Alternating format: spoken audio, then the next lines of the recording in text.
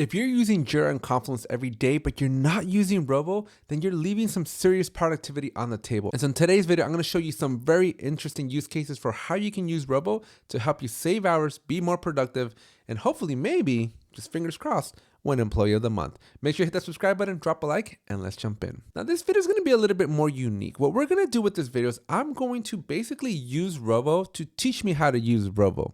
Because let's face it, most of us have seen the Rovo button, but not quite sure how to interact with Rovo.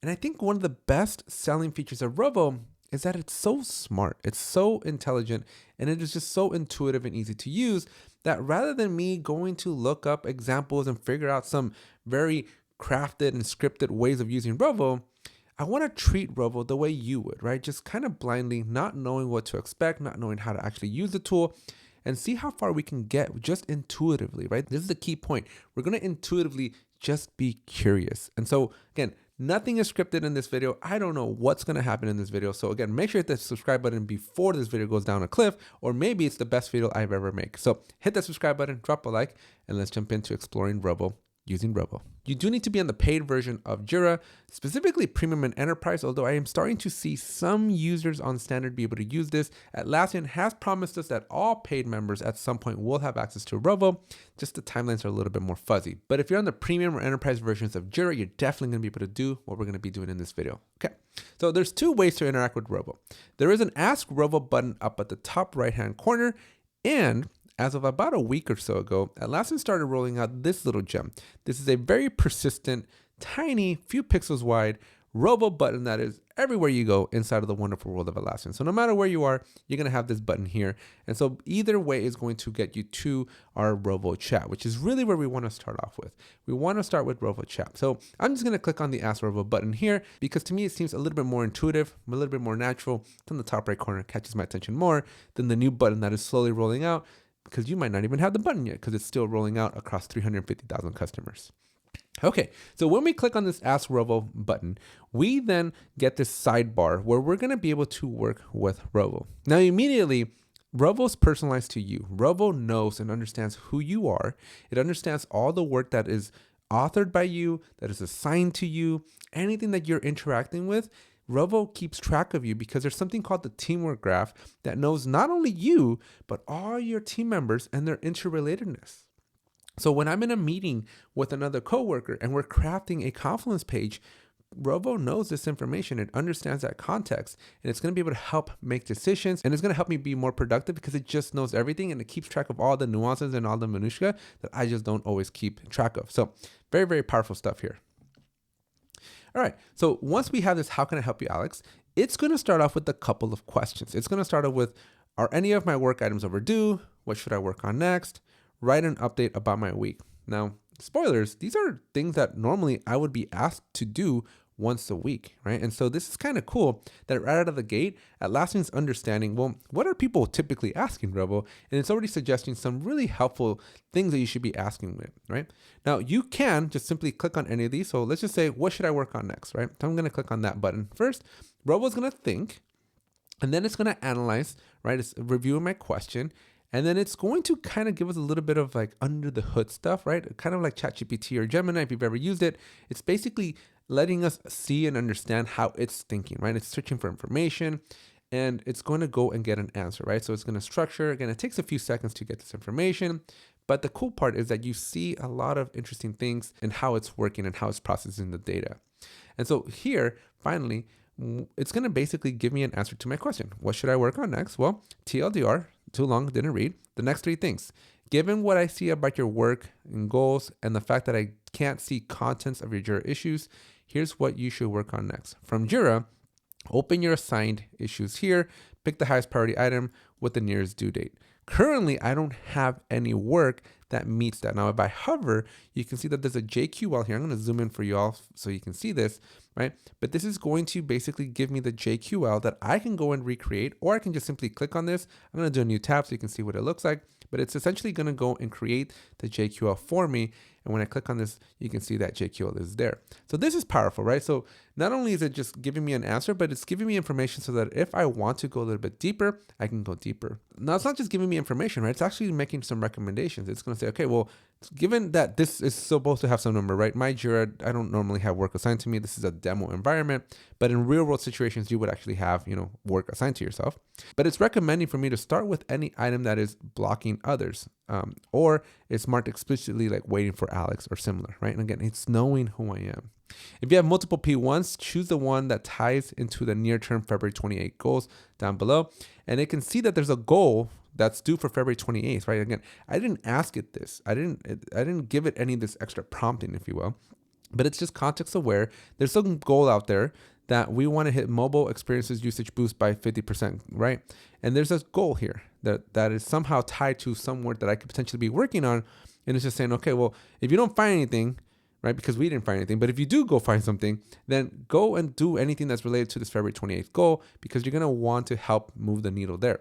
And that, my friends, is really an interesting recommendation from Rovo, because it knows the goals. It knows what my executives think and know is important.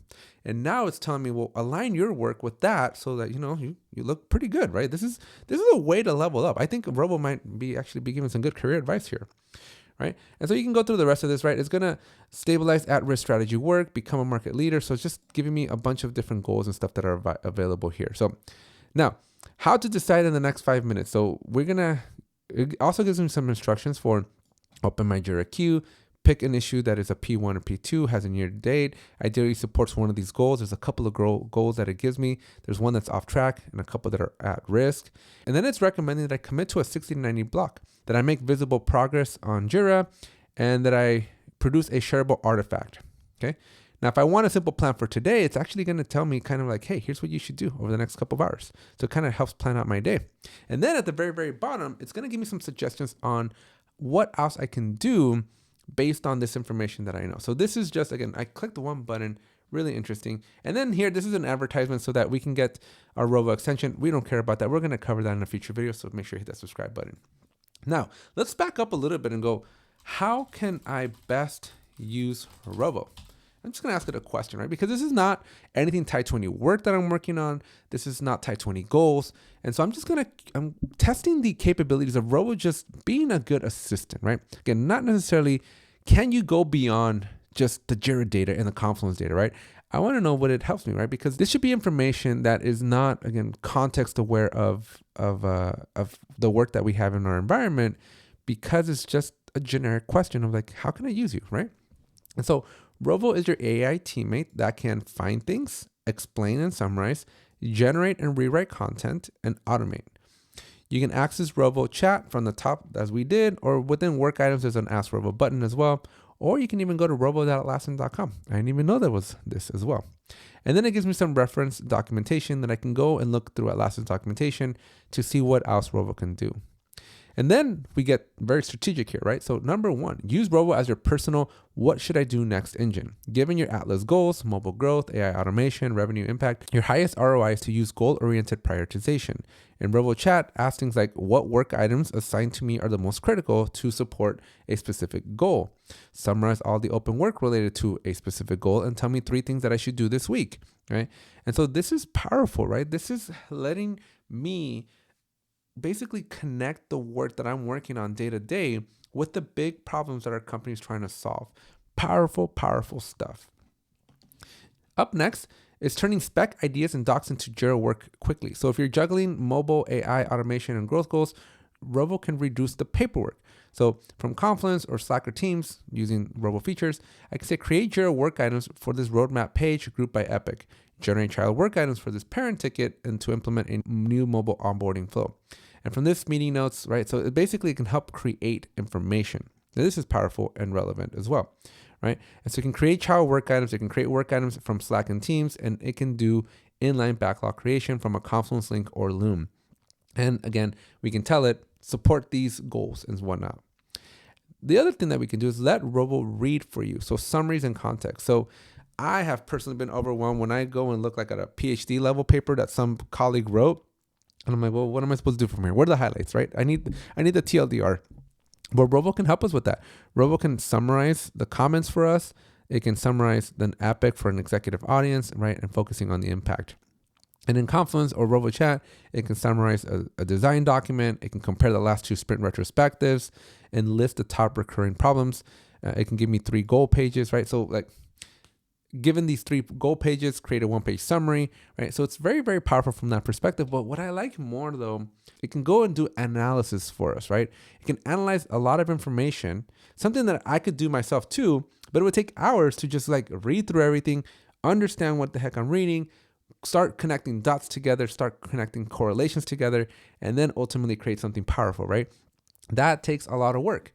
Now with Rovo, we can do it in a matter of minutes, right? Maybe 30 minutes, maybe an hour, and we save so much more time to go do other more productive things that normally it would take us weeks to complete, right? So some email or some PowerPoint, some presentation for executives that used to take you hours and hours of research and trying to find information here and asking this and going emailing coworkers to get information and follow-ups and just all that busyness goes away with Rovo, right? So it's very, very powerful from that perspective.